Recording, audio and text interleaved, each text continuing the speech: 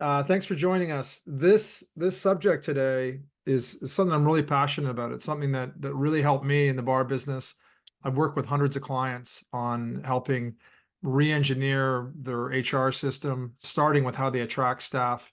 And when I first go in and work with a client and look at their profitability, kind of track all the metrics, there's a direct correlation between the strength of your mechanism to attract A players to your business and your bottom line profits. And you can see why, from getting the right people to how they induct to how they deliver on your promises. So I'm going to pack a lot into the next 20 minutes. And as we go, any questions, and the more questions, the better, drop them in the chat. And then I'm going to endeavor to answer as many questions as I can there. And whatever I can't get to in the half an hour, I'll probably shoot a video and answer any questions that I couldn't get to. So if you guys are ready, we are going to jump into it. Actually, while I'm going here, I'd love to hear where you're joining us from. I know there's a lot of Americans, but I saw some Canadians signed up. I think I saw South Africa, Australia. So I'll drop that in the chat for me. I'm a traveler, so I'm always curious. If you can turn your camera on, do. That way we can get some interaction with the Q&A later. So that's cool. This is a series that we're running right now. There's a lot of talk about labor shortage and cost of wages going up and so on and so forth. So I'm going to do 3 different HR pieces, from attract to interview techniques to induction. So 3 things I'm pretty passionate about over the next 6 weeks. This is probably the most common line I hear when I ask people how business is. They say, man, you have no idea how hard it is to find staff in Miami or Guadalajara or Cape Town or wherever you are. So trust me, everyone has the same struggles in that, it's more difficult now than it was a few years ago. Having said that, what I can tell you is the top operators that I work with have 10, 20, 30 quality applications for every vacancy. So it's possible. They're not better than you. They're just doing things differently. And I'm going to show you today a few things that they do differently. So I know who I've got on here. How would you rate your current mechanism for attracting staff at the moment? So 1 out of 10 would be, man, no one applies here. We just go out and find a warm body every time we have a vacancy. To 10 out of 10 is that we've got so many great candidates that we just can't see them all, or you somewhere in between. So drop a number from 1 to 10, and that'll give me a sense of where you guys are coming in from. A little bit of fun here. I used to love Family Feud. So, which of these 3 things is true? Your city's filled with complete losers, you're a terrible employer, or you just suck at recruiting. I can really only help you with number 3. So hopefully that's why you're here, that your recruitment program hasn't been updated for a little while. So as a consultant, one of the tools that I use when I'm working on a client's business comes from Charlie Munger, who was Warren Buffett's partner, who Charlie recently passed away. But Charlie was famous for inverse thinking. So if the question was, how do we attract more A players to my business? Charlie would say, well, what would we need to do to attract far less people, or attract nobody at all? Like, what would the things that we would need to do to make that come true? And then we'd reverse engineer around that. So first off, we'd let our HR system just dilapidate, right? Like, you think it was good 8 years ago. Why isn't it working now? Just like a car, it needs regular maintenance. If your MySpace page isn't performing like it used to, that could be the problem. Number 2 is that your recruiting efforts are just plain boring, right? No one's looking for boring. No one wants a boring job, a boring employer. No one wants to read a boring ad. Number 3 is that you're waiting to the last minute to attract great people. The trouble with that is great people are typically already employed, right? So you've got to be marketing to them on a regular basis, 52 weeks a year. And for a lot of people, this is why. I know a lot of people that spend far more time on their cocktail program than they do on their HR program. I get you love cocktails, but the business is about people. You need great people in order to engage great guests. So this is what the engine of HR looks like. When I build out a program with clients, there's a fairly sophisticated program for attracting the right people, then how to filter them even before you interview.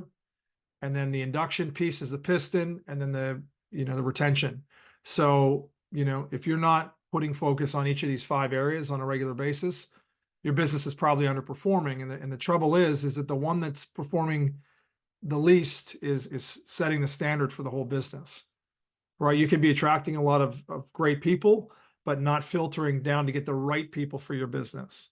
And that could be, the initial filter. It could be your interview process. The 100-day induction decides their competency and their experience in your business. And then what are the things that you're doing on the retention side of things? So we're going to focus today on Attract. So like I said, any questions you have on the fly, just drop them in. This is perhaps the greatest copywriter when it comes to attracting people to a mission or to a job. This is a gentleman named Ernest Shackleton. His boat was the Endurance.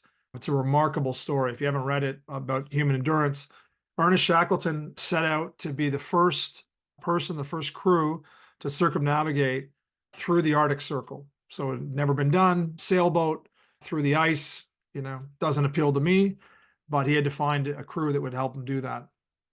This is the actual ad. So for those that can't read it, it says men wanted. So already he's disqualified half the population, but he was looking for men for hazardous journey, small wages, bitter cold. He lost me a long time ago. Long months of complete darkness, constant danger, safe return doubtful, honor and recognition in the event of success.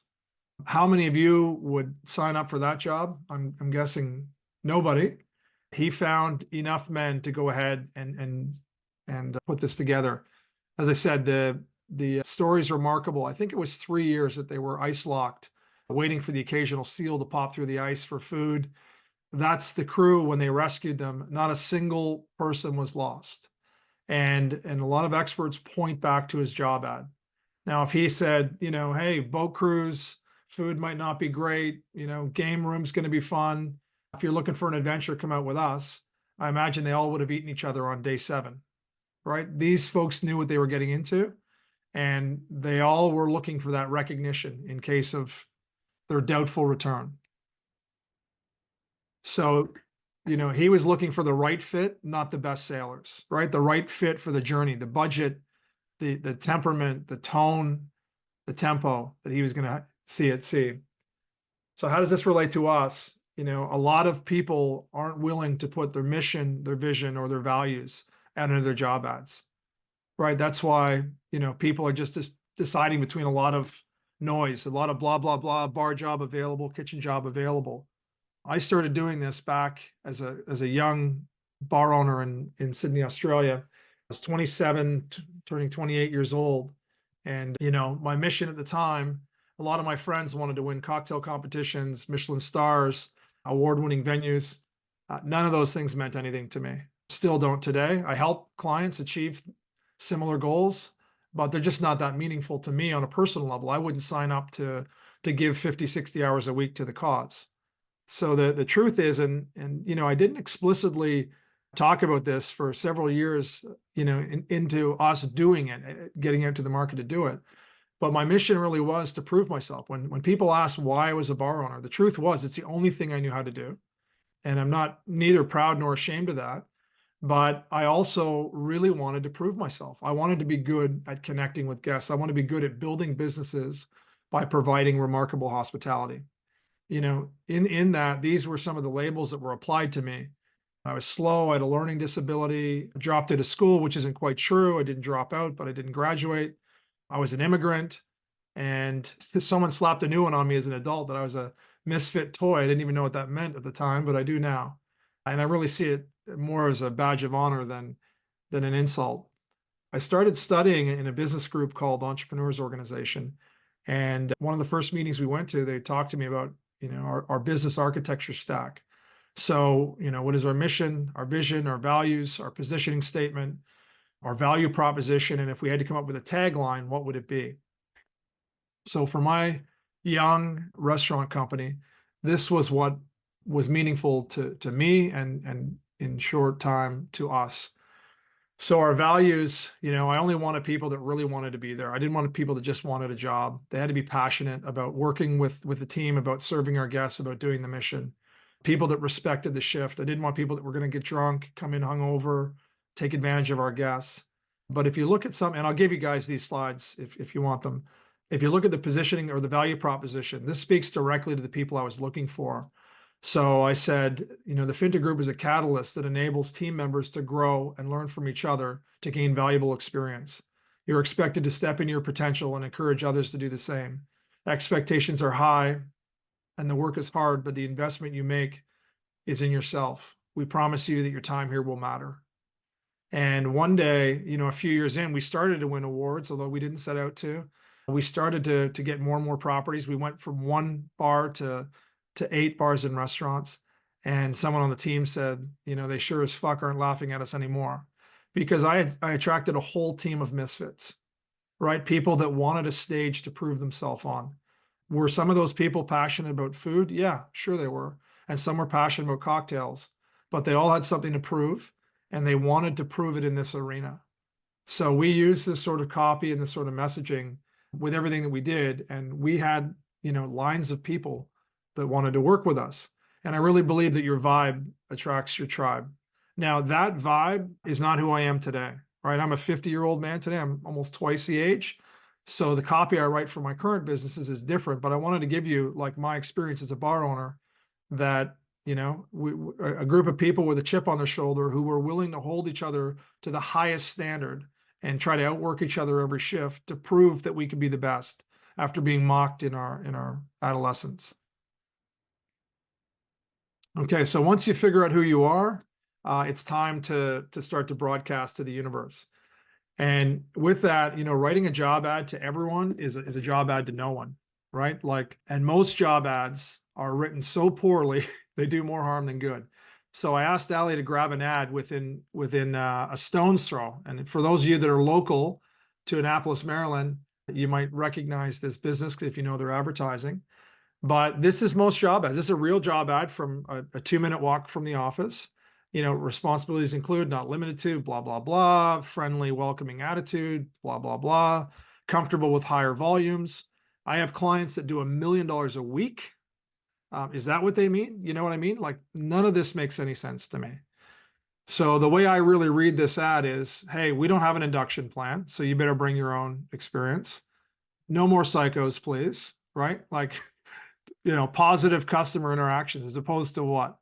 Friendly, welcoming attitude. You know what I mean? Must be able to maintain professional level of service in the restaurant at all times. So it's saying, hey, you're not allowed to freak out for 10 minutes and stab a customer with a fork. Higher volumes, you know, compared to what? Right? These sort of ads, I see them every day and I'm like, man, who is writing this? And what are they trying to accomplish?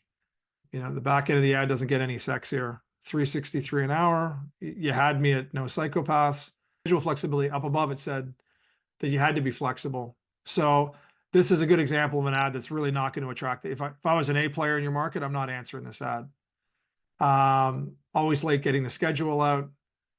Again, no induction program.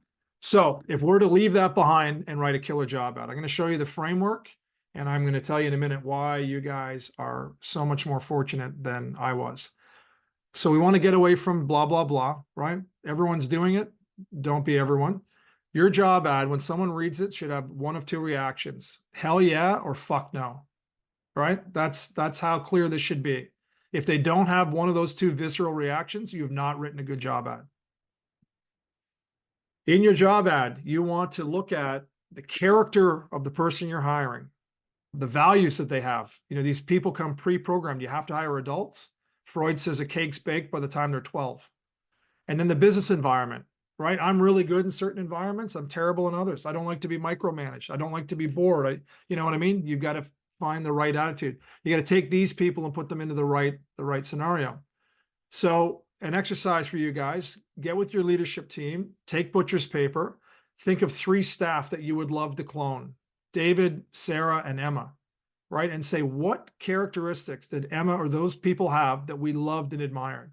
What values and what environments brought them to life, right? What was it about our environment that made them so effective here, right? Now you're going to start being able to craft your ad. Then from here, again, we'll give you the handouts here, but writing a killer job ad, let me walk you through the process here.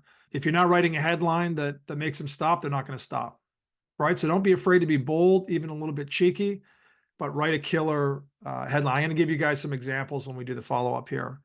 Tell them why you, right? I told you my why. you know, that it might resonate with 10% of the people on the call. That's lots, right? That's more than I need. If I'm in a city of 1 million people, I only need 10 new people a year, right? Describe your brand of hospitality. You know, what is it? How are you trying to make people feel? I only hire people that would get high delivering that feeling, right? They can't not deliver it. Not just they can, but they can't not deliver it. Tell them why your culture is different. Give them examples of what you'll give them if they work for you. I'm going to give you an example in a second here. Details of what it'll take to make it. At my businesses, no matter how much experience you had to go through our 6-month induction program. You could finish it early if you're really good, but it was designed to take 6 months long to get you into a position full-time with us. Explain what your guests are like and what they're not like. And then tell them what to do next, right? To apply. Because if you're getting lots of resumes, it's not just apply. But I say, you know, in the reline, use your favorite color, you know, because we get so many applications. So if people couldn't read, they didn't get on with us. So you rough it out in here, you write those bullets in here. And here's why you guys are super lucky. You do that and tell ChatGPT, I'm writing an ad for my bar. You copy in the copy on your website for your bar. And I'm looking for people that have this, and it's going to start to write a killer ad. And you could say, hey, give it a bit of Anthony Bourdain flair, give it a bit of, you know, Steve Buscemi flair, whoever you like, and boom, you're going to come up with killer ads, right? And they won't always work at first, and you'll tweak them and get them going. This one here did a workshop years ago, and Bobby Hugo was there. He's a great operator out in Houston. And so Bobby worked into here. You'll see language like, this job's not for everyone, right? Right up front in capital letters. He said, if you work here, you know, in the beginning, he's saying this will dominate your life, mentally, physically exhausted when you finish and walk out of here on a Friday, right? He is a drill master in getting people up to speed in the first 3 to 6 months. And then he said, if a customer accidentally ends up at our bar and they only want to drink vodka and Red Bull, neither of which he has, you're going to treat them with the same amount of respect and consideration. He goes on to say, if you go to the Burger King drive-thru on the way home after working a 14-hour shift and you're rude to the person at the drive-thru because they couldn't hear you, you shouldn't apply here, right? He's very specific about who he wants and who he doesn't want. Not only does he have more people lined up to work for him than he can handle, his ads get forwarded around hundreds of times because he's got the courage to put in, and he's a hell of a writer too. He's got a great wit. Putting this into a video format, I will give you guys an example that covers these 8 things in less than 2 minutes. So you take the same format, shoot a video with some B-roll, and you can cover all of these things in less than a couple minutes. Then that bar is Chin Chin there in Sydney. And finally, 2 last quick points, and we're going to get to some questions here. So get your questions in the chat box if you haven't already, or you can unmute your mic. I highly recommend going proactive with your hiring rather than reactive. What I mean by that is don't just send out an ad and see how you go. Get your entire team involved in recruiting. Once you're clear about who you want to hire, what they look like, all the things that we just talked about, what I did was, I'll come back to that. What I did was with my staff, my suppliers who are all over town, my neighbors, and my customers, we offered $500 if you identify this person I've described. People would read our ads and go, oh my God, that's my neighbor, David. Holy shit, that's my niece, Danielle.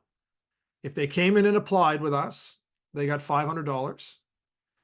And if they came in and if that person made it through the induction program, they got an additional $1,500. And what we were willing to do was to double that value if they wanted it in a store credit. So if they wanted $1,000 worth of food, which only cost me $333 at a 1/3 cost of goods or less, or they get $3,000 experience at the bar. They could have a party, they could do whatever else. And again, it cost me far less to deliver on that. And we had our customer database. We'd send out to our customers 4 times a year and say, hey, we're getting ready to do some spring hiring. This is who we're looking for. We got hundreds and hundreds and hundreds of people showing up to work for us. In addition to that, I really recommend you guys weekly on your social media channels, a staff feature, the education that you're putting on, if you do any charity work, if you do any sports, mental health, that sort of thing. So I've got a couple of other examples. There's so much on the subject that we'll give you guys. in the follow-up, but I'd love to take some questions live if you've got them. So Austin asked if we can go back one slide. Social media suggestions with like community outreach and stuff like that. Yeah, that Yeah. one right. Austin, I think you do a pretty good job of this. People should look. Austin's at Tiger Lily in Maryland, where I am, across the bridge. And I think you do a great job already. And I just think you should do 5 or 10 times more, right? Featuring your staff and showing what it's like. Like, you know, I've been to Tiger Lily, but if I hadn't, I'd have a pretty good feel of what it's like there, who works there, what your customers are like.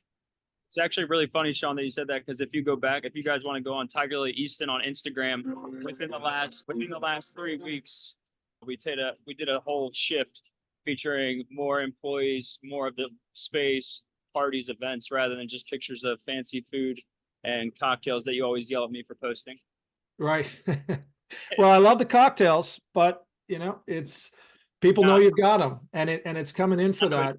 You know, one easy way to do this, guys, is to have all of your staff put in a spreadsheet. If you don't know when they started with you, put it, you know, get them to fill out the spreadsheet, and then on their anniversary of working with you, you know, interview them, ask them, you know, hey, what do you love about working here? What's tough about working here? What do you hope to accomplish while you're here? What's your favorite thing on the menu? That sort of thing, right? You're featuring the business, you're featuring them, you're putting your people forward, and it's just great content. And it's so much more interesting than looking at, you know, a still shot of a burger or whatever else people put out. Mark just made a note that he actually hired someone yesterday that was referred by one of his reps. The rep had caught the kid on his way into an interview at a certain well-known tropical bar in New Orleans and convinced him to divert and to talk to Mark. And they actually start training in 2 weeks. So That's he's awesome. curious about what questions people have found most valuable in their interview process. And that's actually something for the next webinar, but you may want to touch on that. Yeah, well, I'm going to give you in 2 weeks. I'm going to give you the whole list, and here's a trick to it. And people always ask, like, what are the questions that you ask, and I can only answer that after I ask you who you're looking for, right? What are you trying to uncover? You know, when I work with clients, I'll say, talk to me about the last 3 people that you hired that you were excited about that turned out to be a disaster. And let's find out why. Let's reverse engineer that and find out what it is that you didn't ask or uncover during that time.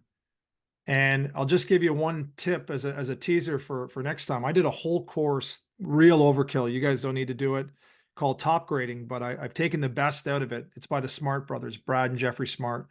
And it's really for interviewing CEOs, but there's a lot of great stuff in there. But one of the things that they do that's really clever is they'll start talking. It's all conversational, looking at your resume, weaving through your story. And then they'll say, oh yeah, you worked at ABC Bar and you've listed David as a GM there. Who used to run the shifts there? Who worked like Thursday, Friday, Saturday nights on the floor? Oh, that's Emma. Okay. Emma who? Emma Brown. Okay. Emma Brown. And they just keep going. And then these things that you're worried about in their past or how they react to certain situations, you ask them about that later in the interview. And then they call it TORC, TORC, threat of reference check. But the reference check isn't who they listed, it's Emma Brown, who you asked about, who was actually there, right? Big difference, because the person they listed is someone they golf with today. Person that you asked them about might not be the person that's going to tell the same rosy story on that subject that's really important to you. So next webinar, I'll show you how to craft those questions and then how to flesh out. And it may sound a little bit, you know, manipulative, but that's what interviews are. You're trying to manipulate. Is this the right person to represent my brand and to work with my people? And I think it's irresponsible to bring in, you know, the wrong people who can just tank the culture overnight. All right, we've got 2 more. One is from Dustin, who's asking, where are people having the most success posting open positions? That's a good, you guys can put in the chat. Chat there. And then I'll read Becky's question, which also is probably going to be an answer for everybody in this group. Does anyone use a service where the applicants will go onto a platform, set up and answer questions on video so you can see them before they come in? If anyone has had that experience, if you could put that in the chat too, that would be great. Or feel free to unmute yourself and answer. So one comment I have on that is that a client I was working with, we set up last year, and they have their staff do a lot of video on the floor. So they don't allow staff to have cell phones on the floor, except the company cell phone, which is red, and it's to shoot videos, take pictures, and all of that. And they shoot themselves sometimes, and they shoot each other. You know, it's all great content for social media. Because they do that, it's more than appropriate to say, hey, we do this, and we'd love to see you introduce yourself via video, that sort of thing. Like, if that's going to be part of the role, and you know, if you are front of house staff, you are on stage, you know, you're out there. I certainly do that with office staff, because we get so many applications that, you know, I want to see what someone's like, because I say, hey, you've got to open up webinars for me, and you've got to get on Zoom calls and everything else. So if you're not comfortable on camera, probably not a good fit here. I'm going to keep on time here. My Yep. goal with this series was like short and sharp. I work as a coach a lot of bars that you've heard of, and many bars that you haven't. If you're interested in that, this is more what we do in coaching when we're building out a lead funnel for a business. There's a lot of components to it. There's a template, you build it out, and you know, my job with my clients is to, you know, have at least 20 A players per vacancy. Right. So you've got a lot to choose from in that initial screening. And typically when they do, the initial screen goes down to 10. From 10, you know, they're going to select 3 to 4 to interview to hopefully find the right person, keep a couple as backups to go through. So, you know, recruitment, you know, doesn't have to be that sophisticated, but when you get it set up right and it's automated, it really works well. We're going to do, we did Attract, we're going to do interview, and then we're going to do Induct 2 weeks after that. That's our emails there. If there's anything you wanted from today that we mentioned, we'll send it out to you. I'm cautious about just burying people in emails and shit that they don't want or need. And we will see you guys in a couple of weeks. Thanks for joining.